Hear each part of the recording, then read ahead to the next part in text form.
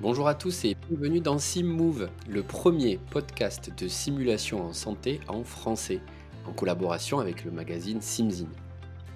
Je m'appelle Fouad Marar et je serai l'heureux animateur de ce podcast. Je suis médecin, enseignant en santé et surtout passionné de simulation en santé depuis plus de 15 ans. À travers chaque épisode de cette série, nous tenterons de mettre en lumière les acteurs et les initiatives qui font la simulation d'aujourd'hui et de demain dans le monde francophone. Alors, que vous soyez un expert en la matière ou juste curieux d'en savoir plus, je pense que ce podcast est fait pour vous. Sans plus attendre, allons voir ce que notre invité du jour a d'intéressant pour nous. Bienvenue à toutes et à tous dans ce premier épisode de SimMove. SimMove, c'est un espace de discussion des passionnés de simulation en santé qui parlent français. Nous sommes donc partis pour une conversation qui, je l'espère, vous sera utile pour votre projet simulation. Aujourd'hui, je reçois un copain, anesthésiste réanimateur de Normandie, qui s'appelle Clément Buléon. Bonjour Clément. Bonjour Fouad. Un grand merci à toi de te prêter au jeu de cette première discussion et de nous accorder ce temps d'échange dans lequel on va parler bien entendu de simulation, mais sous plusieurs angles, car la simulation, notre invité la connaît bien, il la pratique depuis très longtemps et surtout il a une vue d'ensemble de la discipline, que ce soit en France ou à l'international. Donc, Clément, si tu veux bien, pour ceux qui te découvriraient aujourd'hui, je serais ravi de t'entendre, nous décrire un petit peu ton parcours professionnel en mettant bien entendu, l'accent sur ce qui t'a amené, à la simulation en santé. Bien, merci Fouad. Je suis Clément Buléon, je suis anesthésiste réanimateur, heu, à temps partagé, entre l'anesthésie-réanimation que j'adore et la simulation que j'adore également. J'ai effectivement, je suis tombé dans le bain de la simulation en 2006, pendant mon internat, à l'occasion, du congrès MAPAR, 2006 où, j'ai découvert, la simulation sur le stand de la Herdal. J'ai découvert en même temps, la même année, l'anesthésie loco-régionale éco-guidée et les 2 étaient vraiment très très intéressants pour moi et en rentrant, à Caen, j'en ai discuté, avec un de mes collègues internes et on s'est dit que c'était deux topics qui méritaient vraiment d'être développés et moi j'ai opté pour, mettre le plus d'énergie sur la simulation, et j'y suis encore, même si je continue à m'intéresser à l'anesthésie loco-régionale, parce que je trouve ça toujours, extrêmement intéressant, ludique et efficace, pour nos patients. La simulation a vraiment, changé ma façon de travailler, et même, mon quotidien puisque ça va au-delà de ce que l'on peut, apprendre, pour l'enseignement, pour, l'activité, clinique, mais c'est également, je trouve, un enseignement de la vie de tous les jours. Et donc, en 2006, j'ai commencé à récupérer un vieux mannequin, du CESU, qui est un mannequin, inerte, immobile. C'était le Mark 4000, qui permettait, de mettre quelques tracés ECG. On avait des haut-parleurs qui faisaient les bruits de respiration, mais il n'y avait pas de mouvement. On n'avait pas de scope, à l'époque. On pouvait, scoper le mannequin sur un vrai défibrillateur, mais c'était à peu près tout. Et donc on avait, avec un collègue, qui avait un an de plus que moi, mis en place des scopes, sur PowerPoint et on a utilisé une salle qui était désarmée à ce moment-là, donc il y avait des cartons un petit peu partout pour faire nos premières sessions de simulation, en 2006, avec, le professeur Benoît Plot. Voilà, donc ça, c'est comme ça que je suis, rentré dans la simulation, puis, bien aidé et encouragé, par, les universitaires, de Caen, ça a été mon sujet de thèse d'exercice de médecine en 2009, l'intérêt et la mise en place d'un laboratoire de simulation, universitaire et ça a été l'occasion en 2009, dans le mois de ma thèse, d'ouvrir le 1er centre de simulation à Caen, que j'ai co-créé avec le doyen de l'époque. Donc ça, c'était le 1er pas, dans la simulation et on l'a développé comme ça pour, les internes d'anesthésie-réanimation, mais également les élèves IAD et très rapidement d'autres disciplines, pédiatrie, gynéco-obstétrique, médecine d'urgence, et ainsi de suite. Donc ça, c'était mes débuts en simulation, en 2009. Très rapidement, je me suis rapproché de François Lecomte, dont on aura l'occasion de parler puisque ça fait partie des personnes qui comptent pour moi, en simulation. Donc j'ai suivi, son DU de formation, de formateur en simulation, en médecine, à Paris Descartes, dans l'année qui a suivi, 2010 je pense. Ça c'était pendant mon clinica. Après j'ai rejoint l'équipe de François pour, les formations de formateurs. J'ai par la suite, développé l'agrandissement du centre de simulation, à Caen. Ça c'était, de 2013, à 2015 et puis, le sujet me passionnait donc j'ai demandé à avoir du temps dédié pour faire la simulation, ce qui n'était pas toujours facile et évident, à l'époque. Ça dépendait de l'activité clinique et dans la suite de ma thèse d'exercice, je me suis lancé dans une thèse de sciences, qui m'a amené en 2018, à traverser l'Atlantique pour aller passer, 1 année, à Boston au Center for Medical Simulation qui est le CMS, qui est, un des berceaux de la simulation, dans le monde, de la simulation en santé, puisque c'est le premier centre historique, hein. Le premier programme de simulation anesthésie a été créé sur la côte est à Stanford par, David Gaba, mais le premier centre de simulation, c'est bien, Jeffrey Cooper, à Boston pour, l'Harvard Medical School. Donc j'ai été passer, une année extraordinaire, là-bas qui a été transformative à plusieurs titres, hein, sur le plan, personnel, mais professionnel et humain. J'ai appris énormément. Je me suis fait des amis, très proches et puis des collaborations de travail, qui continuent puisque je continue à travailler étroitement, avec le CMS et donc c'est ce qui m'a amené à faire cette thèse de science sur, la place de la simulation, dans la formation et l'évaluation, en anesthésie-réanimation que, j'ai été amené en 2021. Donc là, je continue mon activité de simulation maintenant, à temps, partagé entre, le centre de simulation de Liège en Belgique, et le centre de simulation, de Caen et tout un tas de programmes et notamment aussi la Sophracim dont on aura probablement l'occasion de parler qui est, un élément central de la simulation pour nous en francophonie. Donc je suis un des membres fondateurs, avec honneur et puis, pour lequel, je pilote le comité scientifique, recherche et scientifique de la Sophracim avec grand plaisir. Donc là, j'étais un petit peu long sur l'introduction, mais c'est compliqué de résumer, voilà, si on calcule maintenant bientôt 16-17 ans d'activité passionnante en quelques minutes. Merci, non, merci. C'était, c'est jamais trop long quand c'est structuré et que on y voit les mots-clés qu'on va discuter de toute façon, mais moi, je vais pas résumer ton parcours parce que ça serait pas faire honneur à tout ton travail, mais il n'empêche que, le mentorat est là. Tu as eu une inspiration de gens qui t'ont ouvert la porte et qui t'ont laissé faire. Tu es passé par une phase de faculty development, de formation de formateurs.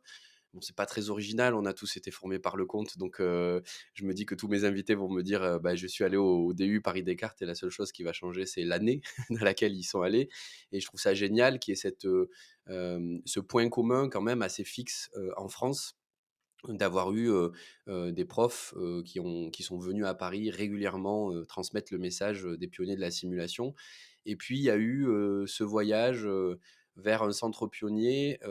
Finalement, tu as de la chance parce que tu travailles encore avec eux et l'équipe belge que tu as rejoint, pour les connaître un petit peu, c'est aussi, un sacré niveau et c'est aussi des gens qui font beaucoup pour la simulation, notamment en francophonie.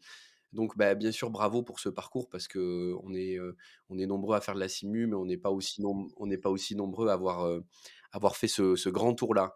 Beh, moi, je vais embrayer peut-être sur, le tout début de ta présentation où tu as laissé la place à la discussion, sur les gens qui t'ont laissé faire, qui t'ont un peu inspiré et moi, c'est une question qui me plaît beaucoup parce que je me dis, tu es forcément une part de chacune de ces personnes que tu as vues sur ton parcours de simu.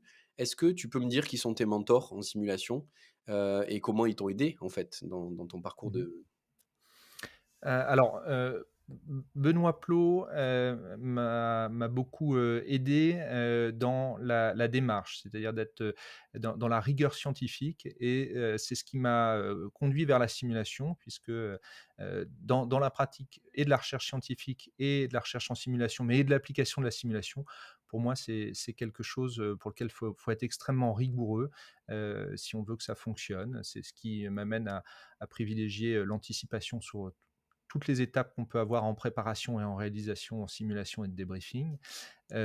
François Lecomte, qui est maintenant un ami proche, qui m'a apporté une vision, élargie, de la simulation, qui était, théorique et livresque puisque, le développement de la simulation à Caen, bah, c'est moi donc il y avait personne d'autre pour guider mes pas à ce moment-là, en local, donc il fallait que, on j'étais encouragé et soutenu mais sans mentor, sur la discipline simulation à ce moment-là. Et puis, après, il y a d'un petit peu plus loin, mais des noms qu'on connaît, tous, Georges Savoldelli, Jean-Claude Grandry. Donc ça, c'est des gens avec qui j'ai eu des conversations, intéressantes. Et puis, par la suite, effectivement, là où ce sont vraiment devenus des mentors, c'est en allant à Boston, Jenny Rudolph, qui est, effectivement maintenant également une amie proche avec qui, j'échange, plus que régulièrement et qui est une inspiration dans sa façon, de voir et c'est vraiment pour moi, il y a eu un avant et un après avoir été à Boston sur, ma façon de voir et l'enseignement et la simulation et le débriefing, et le débriefing with good judgment dont on aura probablement l'opportunité de parler, a été, quelque chose qui m'a, vraiment, changé ma perspective, de voir les choses et donc il y a la mécanique, de la molécule conversationnelle, mais il y a toute la philosophie. Moi, c'est ce que j'appelle une philosophie, du debriefing with good judgment et une approche de la simulation et des gens, que je trouve extrêmement intéressante. À cette occasion, j'ai rencontré, bah, oui, toute l'équipe du CMS, avec qui j'ai eu des interactions très fortes, Damien Shields, qui est celui qui m'a fait venir là-bas, Janice Palaganas, Mary Fay, Kate Morse et puis Walter Epic qui est également, maintenant un ami proche, avec qui, on a régulièrement l'occasion de travailler, d'échanger, de voyager et qui a une connaissance et une maîtrise de la simulation heu, qui est égalée par peu, dans le monde et donc c'est toujours, quand j'ai des questions ou des réflexions un petit peu poussées, et qu'on s'appelle pour en discuter, c'est toujours, extrêmement intéressant parce qu'on voit vraiment les choses avec des perspectives, d'angles un petit peu différents et c'est toujours très enrichissant. J'ai souvent, tendance à décrire, une compétence, un concept ou une idée comme un objet en 3 dimensions et on peut nous se pencher un petit peu pour le voir, sous un angle différent, mais jamais aussi bien que quand on a une discussion à plusieurs, tu vois? Toi, moi ou et encore à plusieurs et ça nous permet on est chacun autour de cet objet, qu'est le concept et on le décrit de la façon dont on le voit et bah, ça nous permet de voir les choses différemment et c'est enrichi de ce regard en 3 dimensions, que je suis revenu de Boston, voilà, avec ses mentors. Il y a également, Dan Benamou, qui préside la Sophracim depuis quelques années maintenant et qui a été, avec Jenny Rudolph, heu, un de mes directeurs de thèse et qui m'a beaucoup soutenu, là-dessus. Donc, voilà les personnes avec qui, j'interagis. J'en oublie peut-être et dans ces cas-là, je m'en excuse, mais c'est les personnes-là, dans la discussion, dont, l'influence sur ma façon d'aborder et de voir la simulation, compte. Merci. C'est hyper intéressant d'entendre l'impact que la simple discipline, sous-discipline qu'est la simulation a eu dans ta vie, puisque tu as rencontré des amis nouveaux, dans France, ailleurs. Tu as même un exercice qui est entre la France et la Belgique maintenant.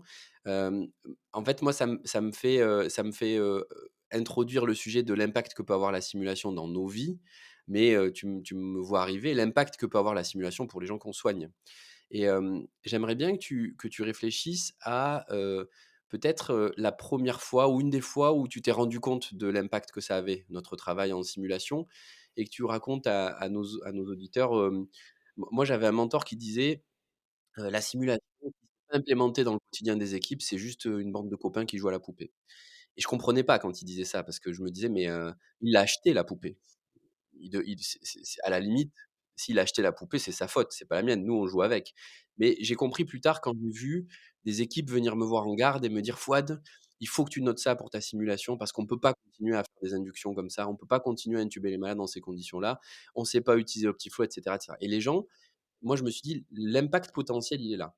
De ton côté à toi, est-ce que tu as une anecdote qui nous permettrait de comprendre comment toi, tu vois l'impact de la simulation?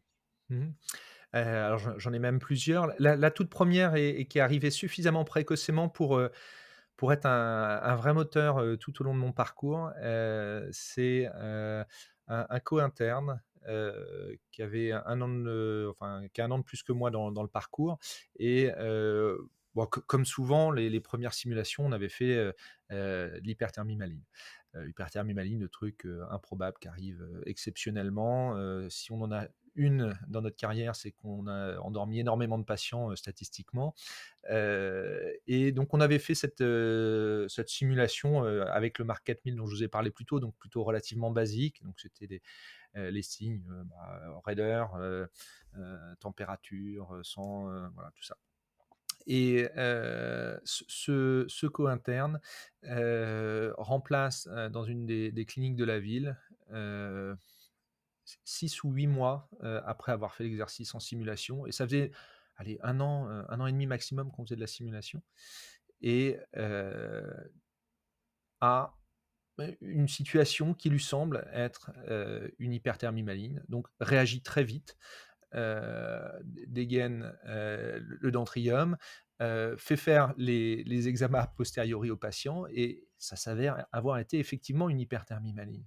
Donc, déjà, c'est quand même le truc peu probable, et très rapidement après ça, il revient, vers nous en disant: «Honnêtement, je suis pas sûr que sans la session de simulation, j'y aurais pensé et j'aurais été, aussi efficace».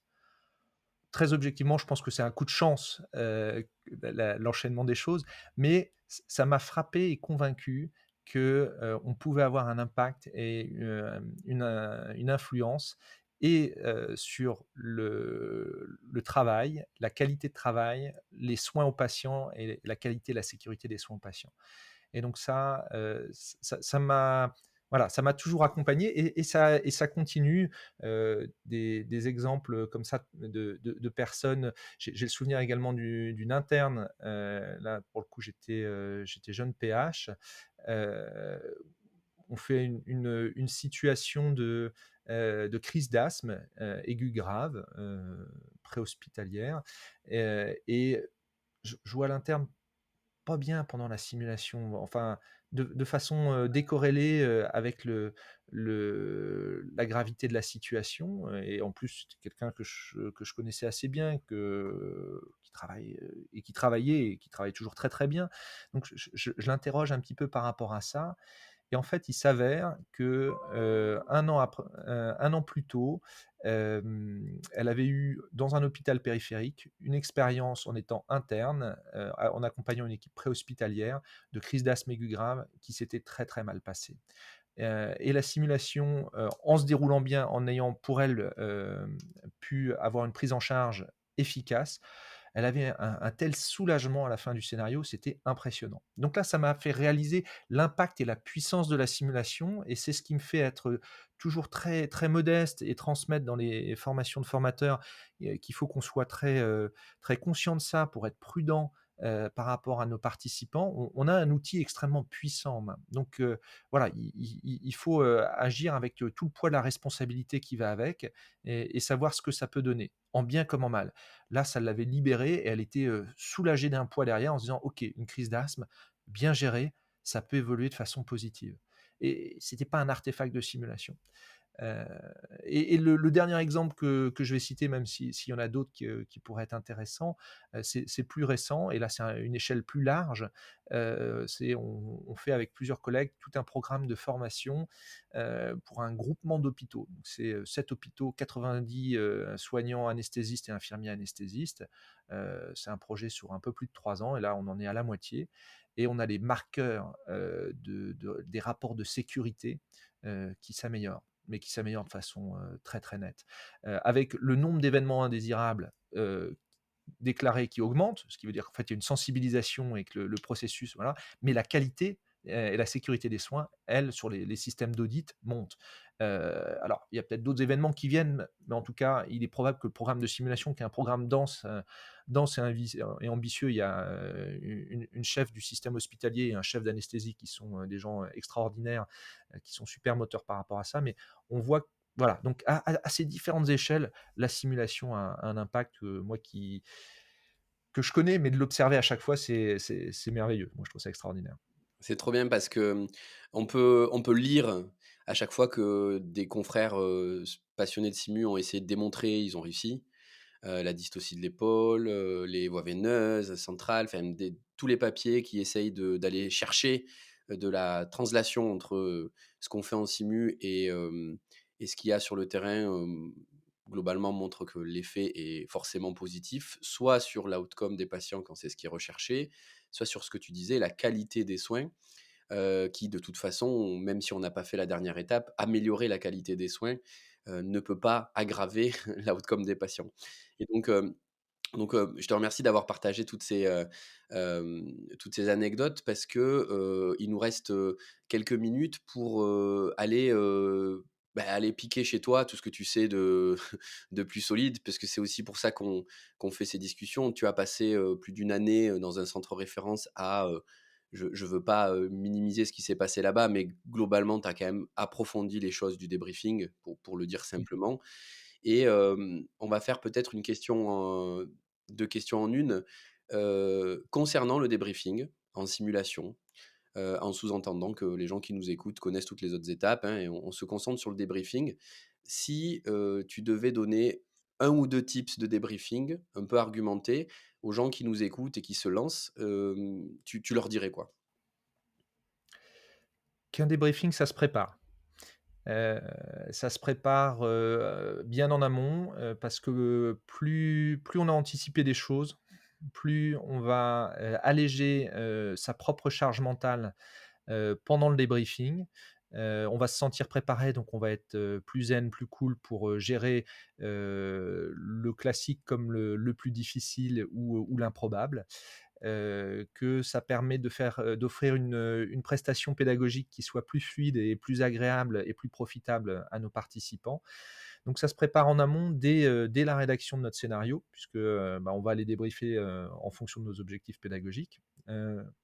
Ça se prépare pendant, la simulation et surtout, sur, un tout petit laps de temps, quelques minutes entre la fin de notre simulation et le début de notre débriefing où là, on voit comment on peut faire, la jonction entre ce qu'on avait anticipé et ce qu'on souhaitait débriefer et puis ce qu'on a observé et ce qui nécessite d'être débriefé, d'éventuels, objectifs pédagogiques émergents.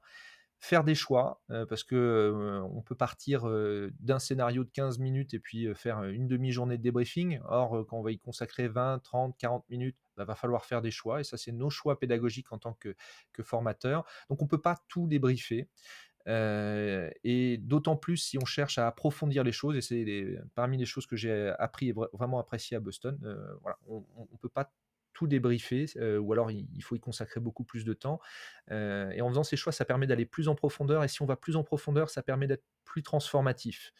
Voilà, il faut, ce qu'on appelle, le préjugé positif de base en français et quelle est une traduction de la basic assumption qui est d'avoir, la conviction que toutes les personnes qui viennent participer avec nous aux activités de formation, sont des personnes, adultes, heu, bienveillantes, soucieuses de faire de leur mieux, et de s'améliorer. C'est valable pour les formateurs comme les apprenants, donc ça nous permet de, baisser le niveau de tension pour tout le monde et en partant de ça, c'est-à-dire quand on a observé quelque chose, il y a forcément une bonne raison. La personne qui l'a fait à un moment donné avait sa logique et c'est en comprenant cette logique et en la décortiquant qu'on peut aller chercher les cadres cognitifs et qu'on peut amener des transformations pour le futur. Si on reste, en superficie, ça ne fera pas des choses, catastrophiques, c'est sûr. C'est juste moins intéressant et on fait des débriefings, on a tous des débriefings qu'on trouve des fois, hyper passionnants et puis d'autres où on se dit: «Bon, bah, ça a été, c'était classique, de toute façon, il y avait pas chose exceptionnelle dans la simulation et on s'en satisfait. Puis des fois, on a des débriefings, on a l'impression que ça a été un petit peu raté. Donc voilà, premier conseil, je dirais, anticiper et le 2e, c'est d'avoir sa structure de débriefing et d'une certaine manière de s'y tenir. Alors il y a plein de structures de débriefing différentes. Il faut, trouver sa structure de débriefing, se l'approprier, être à l'aise. Elle varie un petit peu en fonction des apprenants. Si on fait de la formation initiale, de la formation continue, si on a, du, multipro avec 2, 3, 4, 5 professions différentes, suivant le nombre de participants que l'on a. Est-ce qu'on est sur un tout petit groupe, 2-3, c'est des fois un peu particulier à gérer ou sur des grands groupes. Moi, le plus grand débriefing que j'ai fait, c'est, 80 personnes. On aura peut-être un jour l'occasion d'en discuter. C'est une expérience passionnante, mais pareil, ça se débriefe pas de la même manière. Donc toutes ces 2 éléments-là, voilà, je dirais l'anticipation du débriefing pour gérer soi-même en tant que débriefeur, sa charge mentale et avoir une structure, qui soit, raccord avec sa façon de faire et donc chacun trouvera la sienne et l'adaptera, mais voilà. Ouais, je suis assez d'accord avec, il y a même un débat, hein, sur la structure. C'est-à-dire qu'en fait, la question c'est pas, quelle structure je choisis pour mon débriefing, mais c'est plutôt quelle est la structure de débriefing, avec laquelle je me sens le mieux pour accompagner le groupe et parce que finalement, en fait, quand on les regarde toutes, les phases, sont les mêmes. Moi, je travaille avec ESIM et nous, on utilise le modèle de Barbara Steinway qui date de 92 et qui était une structure de débriefing pour débriefer un jeu de société. Et en fait, phase de description, phase d'analyse, phase applicative, spécifique, très spécifique même. Le plus la phase d'application sera spécifique. Qu'est-ce que tu as retenu aujourd'hui que tu pourrais remettre en selle dès demain à 8 heures quand tu prends ton poste et comment? Et comment tu vas l'expliquer à tes collègues? Et comment on en reparle si je t'appelle dans une semaine? Voilà, en fait, mais au final, les structures disent, à peu près toutes la même chose et en fait, les structures disent qu'il faut avoir une structure, voilà et bien entendu, quand on entend débriefer des masters, on a l'impression qu'il y a pas de structure, mais c'est pas vrai. C'est pas possible. On ne peut pas avoir une conversation qui nous amène, nulle part, quand on a un cadre d'apprentissage. Donc ouais, merci pour cette précision. Donc, ça me fait penser qu'il faut qu'on rediscute spécifiquement sur le débrief et qu'on fasse ce que tu as dit, c'est-à-dire qu'on aille, plus en profondeur sur ces choses-là. On a bien entendu, comme c'était prévu, dépassé le temps imparti.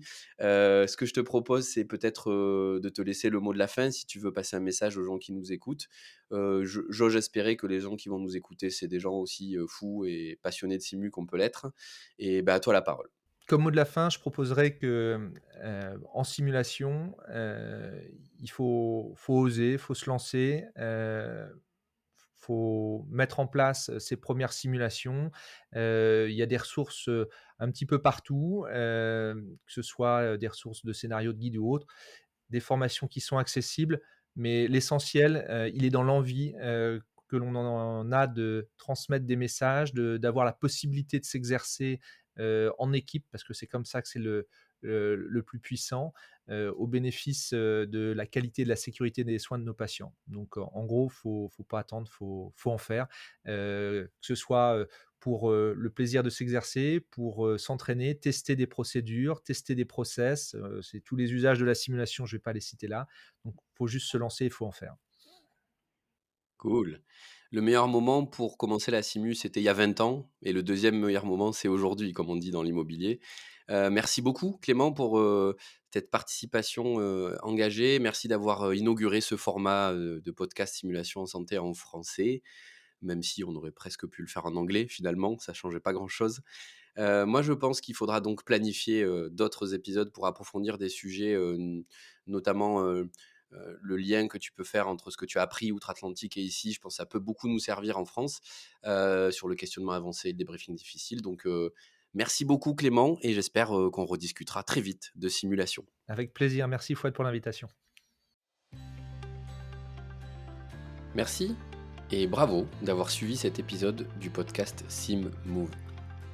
Si cet épisode vous a semblé utile ou instructif, n'hésitez pas à le partager autour de vous. Nous rappelons à nos auditeurs que les opinions et les points de vue exprimés au cours de cet épisode et de ces discussions sont ceux de nos invités et ne reflètent pas nécessairement ceux de SimZin et de l'équipe SimMove. À bientôt donc pour un nouvel épisode.